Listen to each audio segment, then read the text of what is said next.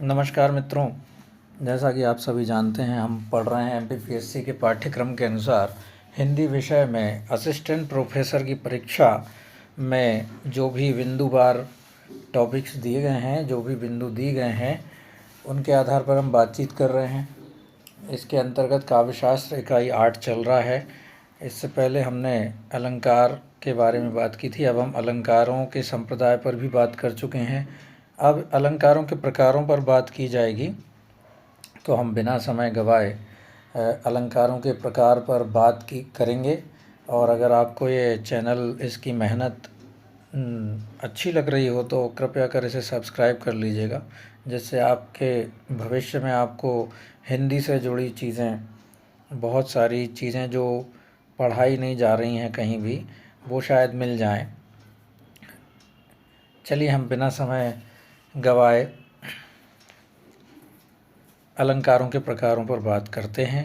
इसे बेसिक से ही समझेंगे, बिल्कुल शुरू से प्रारंभ करते हैं। अलंकार शब्द का शाब्दिक अर्थ होता है भूषण, आभूषण यानी गहने।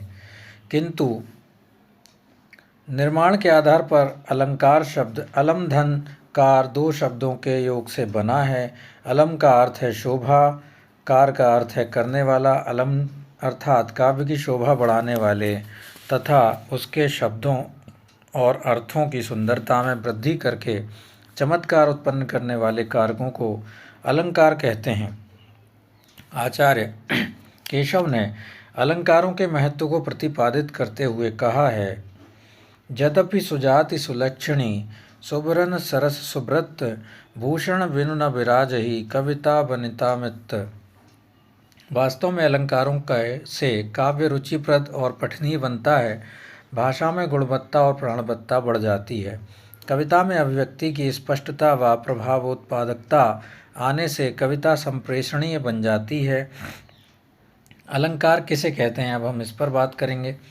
अलंकार का अर्थ शब्द और अर्थ में सौंदर्य उत्पन्न करने वाली वर्णन शैली को अलंकार कहते हैं। अलंकार का अर्थ है शब्द और अर्थ में सौंदर्य उत्पन्न करने वाली वर्णन शैली को अलंकार कहते हैं, या काव्य की शोभा बढ़ाने वाले तत्व या कारक को अलंकार कहते हैं। मनुष्य के सौंदर्य प्रेम का प्रभाव जहाँ उसके रहन सहन, वेशभूषा आदि पर पड़ता है, वहाँ उसकी भाषा और भावाभिव्यक्ति भी इस प्रवृत्ति के प्रभाव से अछूते नहीं रह सकते। अतः वाणी को रोचक और भावाभिव्यक्ति को प्रभावोत्पादक बनाने के लिए कुछ साधन अपनाए जाते हैं। इन्हीं साधनों को अलंकार कहते हैं। मनुष्य के सौंदर्य प्रेम का प्रभाव जहाँ उसके रहन सहन, वेशभूषा आदि पर पड़ता है, वहाँ उसकी भाषा और भावाभिव्यक्ति भी इस प्रवृत्ति के प्रभाव से अछूते नहीं रहते हैं। इस भावाभिव्यक्ति को प्रभाव उत्पादक बनाने के लिए कुछ साधन अपनाए जाते हैं। इन्हीं साधनों को अलंकार भी कहा जाता है। अलंकार शब्द का शाब्दिक अर्थ है, आपको पता ही है, आभूषण या सुंदरता। जैसे आभूषण नारियों का श्रृंगार है, उसी प्रकार साहित्य में शब्दों और अर्थों में चमत्कार लाने वाले तत्व अलंकार हैं। अलंकार की परिभाषा भामह ने क्या दी है? अलंकार काव्य का सबसे प्रमुख सौंदर्य धारक तत्व है, भामह ने यह कहा है। भामह ने शब्द तथा अर्थ की वक्रता से युक्त उक्ति को अलंकार बताया है। इसके पश्चात दंडी ने शब्दालंकार की अपेक्षा अर्थालंकार पर विशेष विस्तार प्रस्तुत किया। इन्होंने काव्य के शोभाकार धर्मों को अलंकार के रूप में परिभाषित करते हुए उनकी अनंतता की ओर संकेत किया है। वे चाद्यापि विकल्प्यन्ते कस्तान कात्यस्रेण बक्ष्यति, ते चाद्यापि विकल्प्यन्ते कस्तान कात्यस्रेण बक्ष्यति। आचार्य कुंतक का मत है, विदग्धों का भंगीपूर्ण कथन ही वक्रोक्ति है, वही अलंकार है। आनंदवर्धन का कथन है कि जिस प्रकार कामिनी के शरीर को कुंडल आदि अलंकार शोभित करते हैं, उसी प्रकार काव्यगत अलंकार काव्य शरीर, शब्द और अर्थ को शोभित करते हैं। अब अलंकार के विकास पर हम बातचीत करते हैं। वेदों में अलंकारों का विवेचन तो नहीं मिलता, किंतु उपमा और रूपक आदि के उदाहरण वहाँ प्रचुर मात्रा में उपलब्ध होते हैं। एक एक मंत्र में उपमाओं एवं रूपकों की भरमार दिखाई पड़ती है। उपमा का प्रयोग ऋग्वेद में है और सायण ने उसका अर्थ उपमान या दृष्टांत के रूप में किया है। उपमा के अतिरिक्त अतिशयोक्ति एवं रूपक के भी सुंदर प्रयोग ऋग्वेद से में निबद्ध हैं। उपमा से संबंधित उषा से संबंधित मंत्रों में एक ही साथ 4 उपमाएं गुंफित हैं। अभ्रातेव पुंस इति प्रतीचि गतिरुगेव सनय धनानाम जाएव पत्यौषति सुवासा उषा हस्त्रैव नृणीते आसाः। अतिशयोक्ति का भी निम्न उदाहरण प्रस्तुत है। द्वा सुपर्णा सयोजा सखाया समानं वृक्ष परिशस्व जाते तयोरन्यः पिप्पलवं स्वदृत्यन्यो अभिचाक्षीति, अर्थात एक साथ रहने वाले तथा परस्पर सख्य भाव रहने वाले 2 पक्षी जीवात्मा तथा परमात्मा एक ही वृक्ष का आश्रय लेकर रहते हैं। उन दोनों में से एक जीवात्मा तो ये उस वृक्ष के कर्म फलों को स्वाद लेकर खाता है, किंतु दूसरा ईश्वर उनका उपभोग न करता हुआ केवल दिखाई देता है, देखता रहता है। कहीं कहीं उत्प्रेक्षा का सुंदर उदाहरण भी मिलता है। उषा हसनेव नृणते अपसा, अर्थात उषा हस्ती है, हस्ती हुई अपने रूप को प्रकाशित करती है। इन उदाहरणों से यह निष्कर्ष नहीं निकाला जा सकता कि वेदों में अलंकारों का विश्लेषण या मीमांसन किया गया है। इनका प्रयोग यह सूचित करता है कि वैदिक युग में भी लोगों को अलंकार का ज्ञान था। इसी प्रकार वेदांगों व उपनिषदों में भी अलंकार के सूत्र दिखाई पड़ते हैं। निघंटु के व्याख्याकार यास्क ने निरुक्त में अपने पूर्ववर्ती ग्राह्य का उल्लेख करते हुए उपमा का लक्षण किया है। लुप्तोपमानानि अर्थोपमानानि इत्याक्षक्षते। नाट्यशास्त्र और पुराणों की परिधि से मुक्त अलंकार शास्त्र के ग्रंथ का दर्शन सर्वप्रथम भामह के काव्यालंकार के रूप में होता है।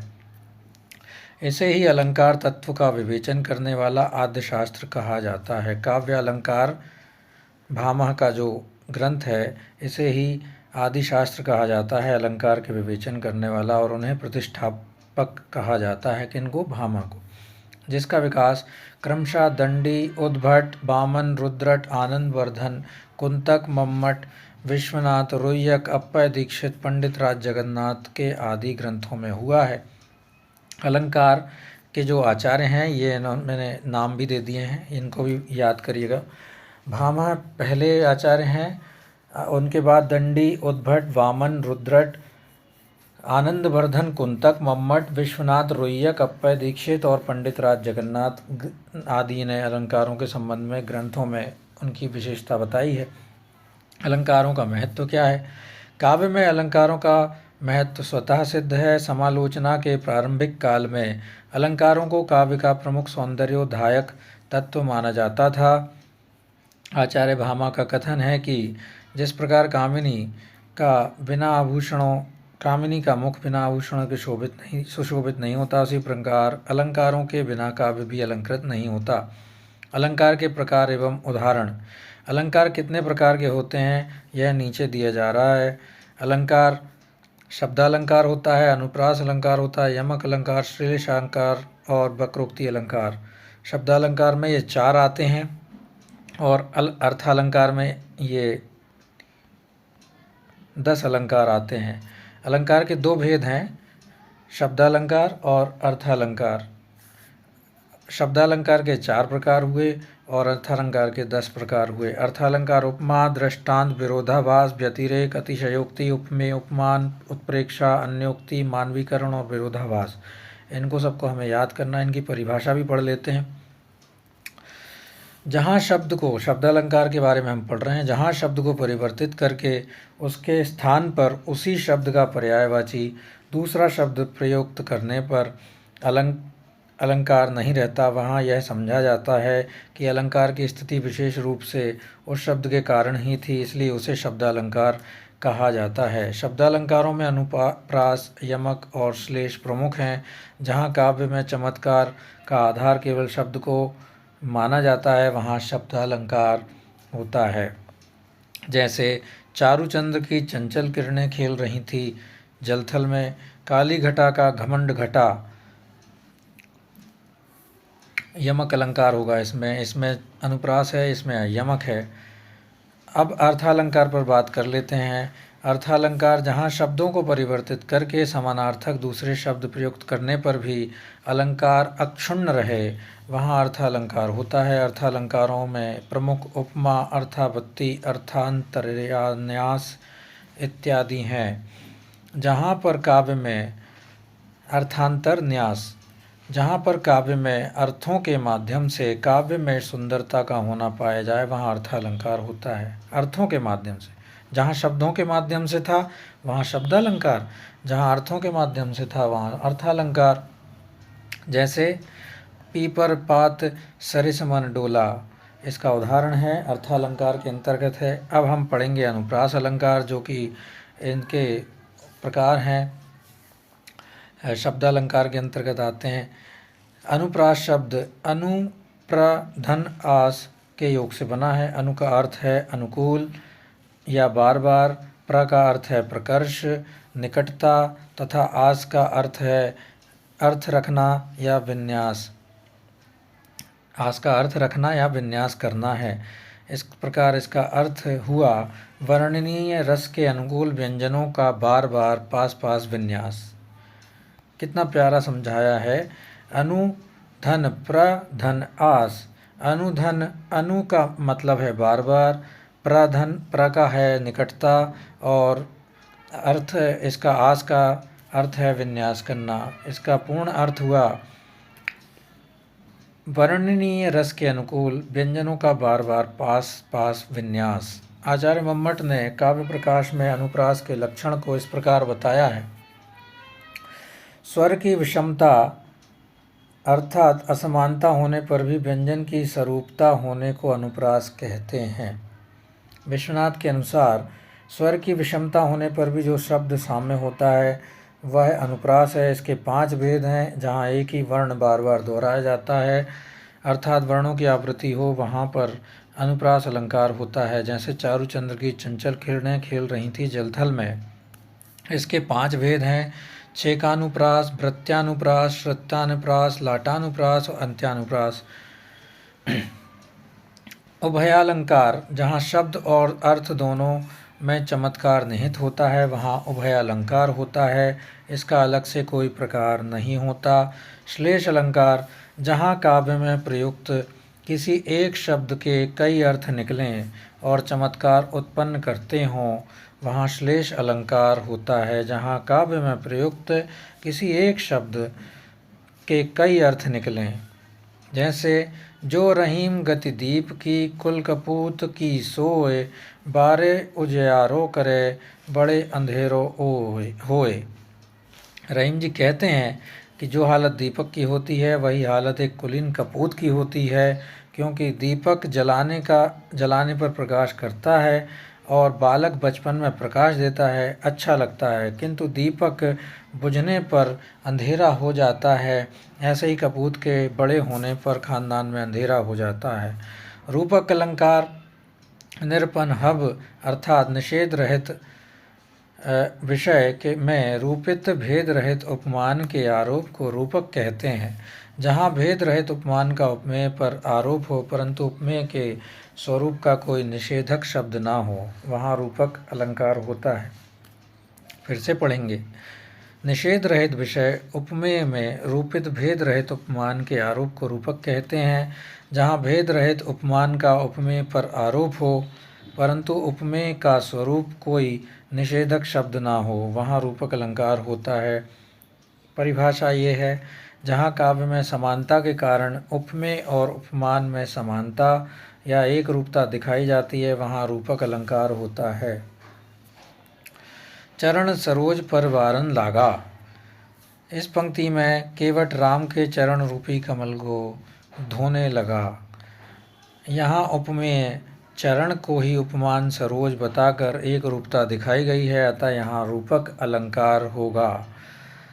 जहाँ काव्य में समानता के कारण उपमेय और उपमान में समानता या रूपता एक रूपता दिखाई जाती है, वहाँ रूपक अलंकार होता है। चरण सरोज पर बारन लागा। चरण कमल बंदौ हरि राई, उदित उदय गिरि मंच पर रघुबर लाल पतंग। बिकसे संत सरोज सब हर्षे लोचन भंग। हे जग ईश्वर के करण धार, चिर जन्म मरण के आर पार, शाश्वत जीवन नौका विहार। ये उदाहरण है। इस पंक्ति में परमेश्वर को जग जीवन का कर्णधार कहा है, जन्म मरण के दो किनारे हैं, और शाश्वत जीवन परंपरा को नौका विहार बताया गया था। सर्वत्र एक रूपता के कारण सुंदर रूपक है। यमक अलंकार में है जब कोई शब्द अनेक बार आए और उसके अर्थ प्रत्येक बार भिन्न हो, उसे यमक अलंकार कहा जाता है। जैसे सारंग ले सारंग चली, सारंग पूजो आय, सारंग ले सारंग धर्यो, सारंग सारंग माय। यहाँ सारंग शब्द 7 बार आया है, जिसका क्रमशः अर्थ है, पहले सारंग का अर्थ है घड़ा, दूसरे सारंग का अर्थ है सुंदरी, तीसरे सारंग का अर्थ है मेघ, चौथे सारंग का अर्थ है वस्त्र, पांचवें सारंग का अर्थ है घड़ा, छठवें सारंग का अर्थ है सुंदरी, सातवें सारंग का अर्थ है सरोवर बसन देहु, वज्र में सरोवर। और अगला उदाहरण यहाँ से चालू हो जाता है, बसन देहु ब्रज में हमें, बसन देहु ब्रजराज। यहाँ बसन शब्द 2 बार आया है, जिसका अर्थ है पहला वस्त्र, दूसरा रहने मूरत मधुर मनोहर, दूसरा जो है रहने देने वाली जो उपमा है, रहने देने वाली। बसन देहु, बसन मतलब पहला वस्त्र और दूसरा बसन मतलब रहने देना। अगला उदाहरण है मूरत मधुर मनोहर देखी, मयऊ विदेह विदेह विसेखी। यहाँ विदेह शब्द का अर्थ 2 बार आता है, एक तो राजा जनक का अर्थ है, दूसरा शरीर की सुध बुध भूल जाना हुआ है। उत्प्रेक्षा अलंकार, उत्प्रेक्षा अलंकार वह है जिसे प्रकृत उपमेय की उसके समान अप्रकृत उपमेय के साथ तादात्म्य संभावना कहा जाए, उत्प्रेक्षा अलंकार होता है। संभावना या कल्पना अर्थात एक वस्तु को दूसरी वस्तु मान लिया जाए, जहाँ उपमेय में उपमान की संभावना या कल्पना की जाए, वहाँ उत्प्रेक्षा अलंकार होता है। उत्प्रेक्षा अलंकार के कुछ वाचक शब्द हैं, मानो, मनु, मनहु, जानो, जनो, ज्यों, झमी इत्यादि। मानहु सूर काढ़ी डारी है, बारी मध्य में मीन। पंक्ति में कृष्ण के वियोग में व्याकुल गायों को पानी से निकाली गई मछलियों के रूप में कल्पित किया गया है। मानव जगत क्षीर सागर मगन है, इसका उदाहरण है। ऐसा प्रतीत होता है कि मानो सारा संसार दूध के सागर में डूब गया है। सोहत ओढ़े पीतपट श्याम सलोने गात, मनहु नील मणि शैल पत पर आतप पर्यो प्रभात। इस उदाहरण में भगवान श्री कृष्ण को नीलमणि पर्वत और पीतपट को प्रभात की किरणें माना गया है। अतिशयोक्ति अलंकार, जहाँ किसी वस्तु या बात का वर्णन इतना अधिक बढ़ा चढ़ाकर किया जाए कि लोक मर्यादा का उल्लंघन सा प्रतीत हो। चले धनुष से बाण, साथ ही शत्रु सैन्य के प्राण चले। इस उदाहरण से धनुष के बाणों के चलने के साथ ही शत्रु सेना के प्राण निकल चले साथ साथ बताया है, जो अधिक बढ़ा चढ़ाकर वर्णित है। हनुमान की पूंछ में लगन न पाई आग, लंका सारी जर गई, गए पिशाचर भाग। इस उदाहरण में हनुमान की पूंछ में आग लगे बिना ही लंका जल गई बताया गया है, जो अधिक बढ़ा चढ़ाकर वर्णित है। लखन सकोप वचन जब गोले, डगमगानी मही दिग्गज डोले। इस उदाहरण में लक्ष्मण के क्रोधित होकर बोलने से पृथ्वी डगमगा उठी, दिशाओं में हाथी कांप गए। यहाँ अतिशयोक्ति पूर्ण वर्णित है। संदेह अलंकार क्या होता है? संदेह वह अलंकार है जिसमें उपमेय की उपमान के साथ एक रूपता में एक सादृश्य संशय या संदेह रहा करता है। जहाँ समानता के कारण एक वस्तु में अनेक अन्य वस्तु की संभावना दिखाई पड़े पर यह निश्चय ना हो पाए कि वही वस्तु है, यहाँ संदेह अलंकार होता है। इसका उदाहरण देख लीजिएगा। सारी बिच नारी है कि नारी बिच सारी है, कि सारी ही की नारी है कि नारी ही की सारी है। हरि मुख यह आती है किदो किदो कैसे उगो मयंक। उस उदाहरण में हरिमुख और चंद्रमा दोनों के होने का संदेह दिखाई पड़ता है। यहाँ पर हरि के मुख को देखकर सखी का यह निश्चय नहीं कर पा रही कि हरि का मुख है या चंद्रमा हुआ है।